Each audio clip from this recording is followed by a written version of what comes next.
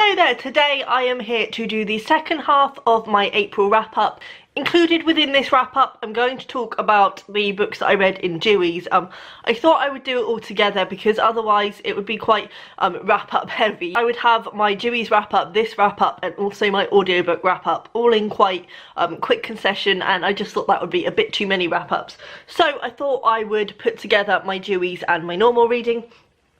But that means I've really got to get on because otherwise we're going to be here for hours. So, going straight into it, the first book I read in this half of the month was Tainted Love by Anna Chilvers. This was for my Paddling in Independent Publisher series. If you want to know my thoughts in depth on this, I have done a separate video, which I will link down below. I wasn't expecting much going into this and I really wasn't excited to read it, but I thoroughly enjoyed it actually. It was still only a 3-star for me, but it was unexpected and I really enjoyed that. This basically follows a few different characters, predominantly a girl called Lauren, who is just living her life. She's got her boyfriend and she's, you know, quite happy, and then a new family come into town and she starts to get close to the son and strange things start happening.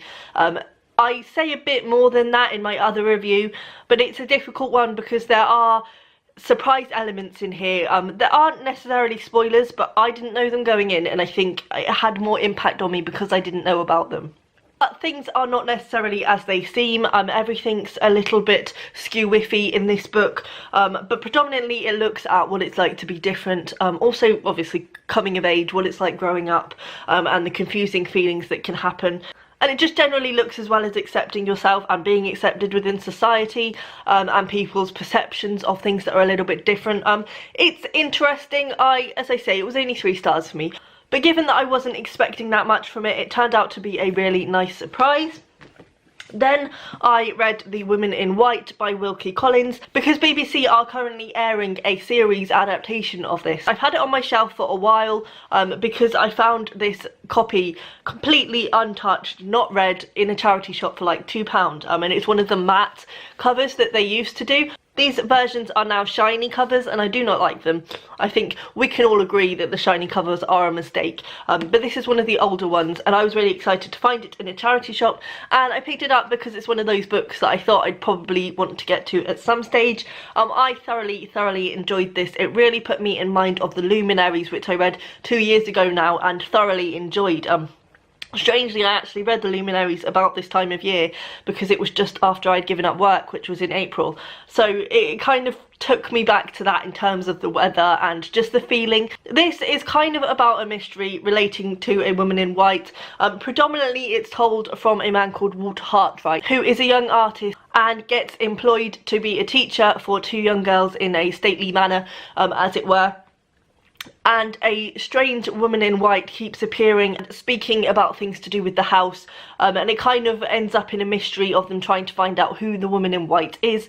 Walter then falls in love with one of his students and finds out that she's actually engaged to be married, and we then follow her into her married life, and it's all related in some form or another to the woman in white, but I can't really say more than that because I don't want to spoil anything. But it's very gripping.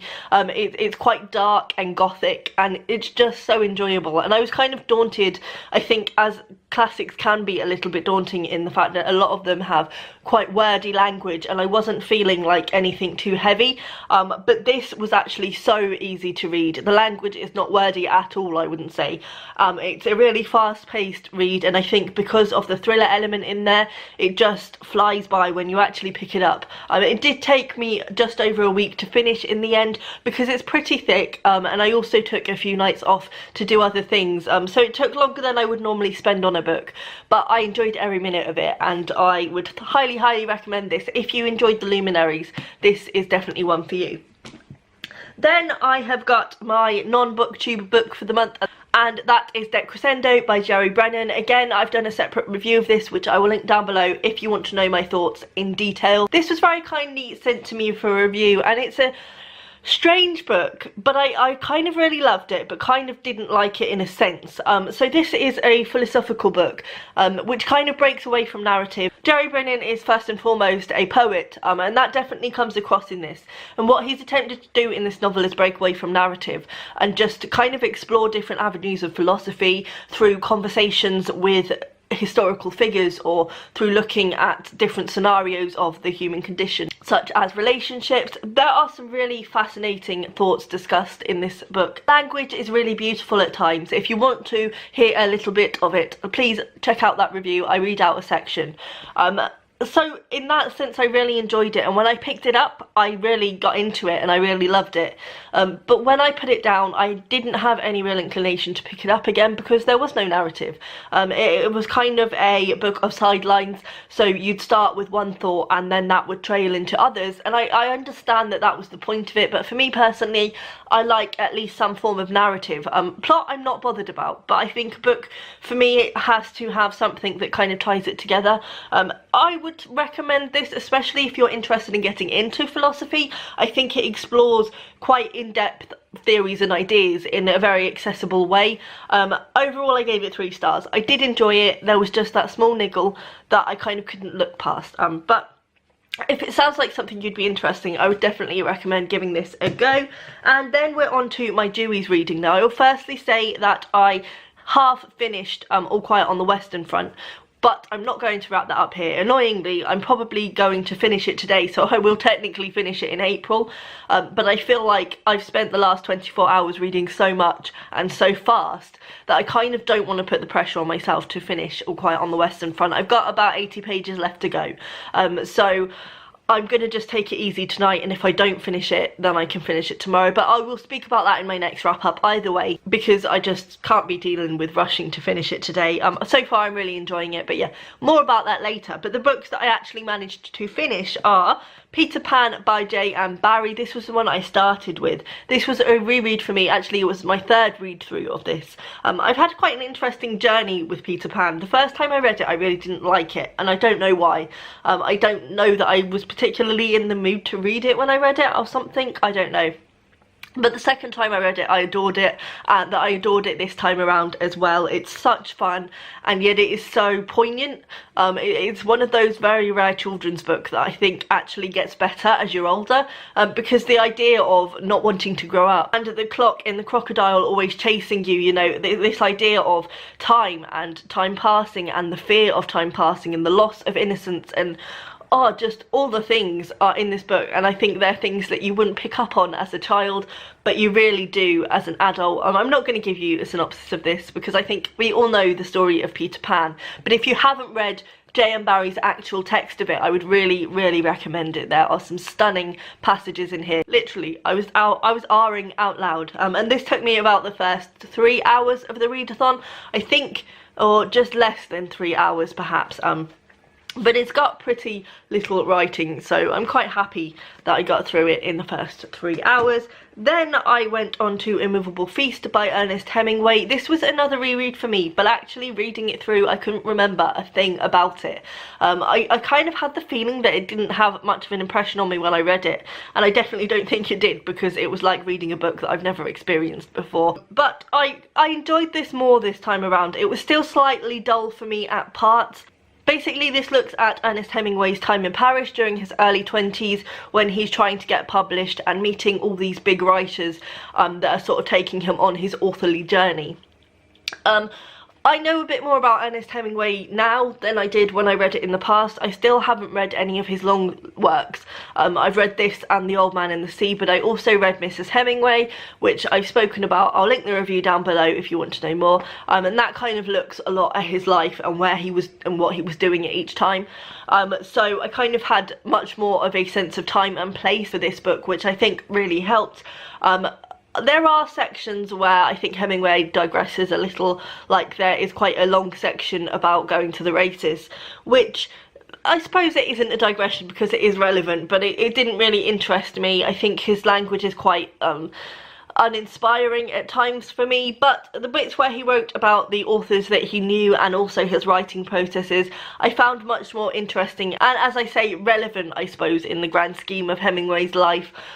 So I would recommend it. Again, I only gave it 3 stars, but it was quite enjoyable and I think it was a good one for the readathon. Then I read Julian Barnes' The Sense of an Ending. I did not like this book, but not for the reasons that I didn't think I would like it. I kind of went into this, and I said in my TBR video, that I either felt like it was going to be a book that I really loved or a book that I thought was pretentious and just overwritten and flowery. It was neither of those things. I actually found it really weak and just flat and vapid, to be honest.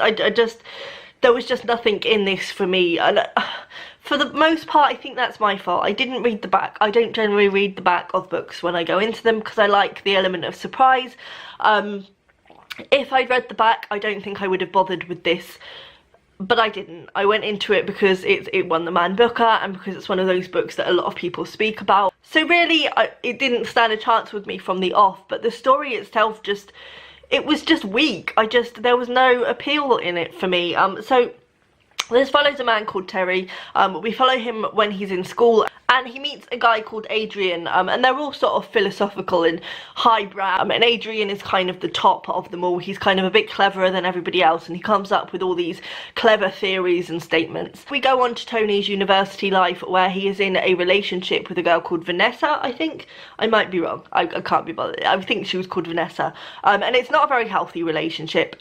It ends badly and she ends up with Adrian and the story goes on from there. We flip forward to Tony in his retirement, and his past relationship with Vanessa pops up again. So his unfinished business with Adrian, and it kind of tries to turn into a mystery, but it just wasn't. There was just nothing. It's a very short book and there's not much writing to a page. So the development wasn't great. The story wasn't developed that well, I didn't feel. And a lot of people I know say that they either didn't get the ending or that they loved the ending. But for me, the ending was at best predictable. But even if it hadn't have been predictable, it wasn't a wow ending for me in any shape or size. It was actually quite a mediocre, flat, weak ending. I think the ending could have pulled the rest of the book together for me, but it really didn't. If anything, the ending was what really made me think, well, that was just pointless. There was nothing in that story that appealed to me. Yeah, it wasn't for me, but as I say, not in the ways that I expected, which was quite interesting. I didn't find it out of reach, I didn't find it pretentious, I didn't find it unreadable. It was quite readable. It just did not float my boat, Then the last book I finished was Friedrich Nietzsche's Why I Am So Wise. This is just a little short pamphlet that looks at a few essays written by Nietzsche, which basically are just blowing smoke up his own arse. You know, the title Why I Am So Wise is not deceptive. This is literally him saying why he is so clever. There are chapters in here including why I am so clever, why I am so wise, and why I write such good books. That's not even an exaggeration. That said, I did enjoy this. I think Nietzsche almost stepped on his own theories by being so arrogant in this essay collection.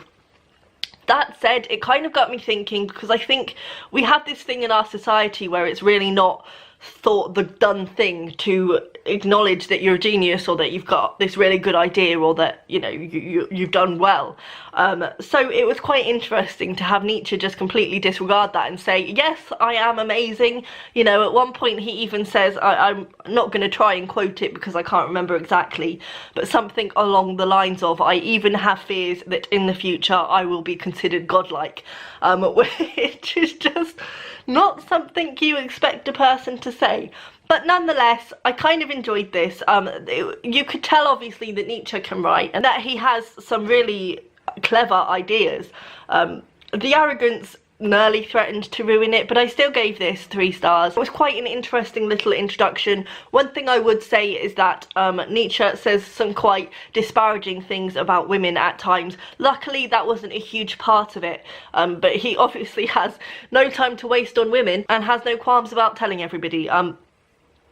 Overall, I would say if you want to get a little bit of an idea of Nietzsche, I would recommend this. It doesn't discuss his theories and his ideas as much as I perhaps would have liked. He's so busy making himself sound good that he kind of forgets to tell you about that bit, and I think this is literally just a little extract of essays. It's not his works in themselves or his theories in themselves, so it's not necessarily an in-depth look at what he did, but it was interesting enough and I quite enjoyed reading it. And then obviously I ended on All Quiet in the Western Front. So it's been a really good month all in. As I say, coming up is still my audiobook reviews, so look out for those in the coming weeks. And I hope if you took part in Dewey, you had an excellent reading time. Let me know down below how many books you got read and which were your favourites, and I will see you next time. Bye!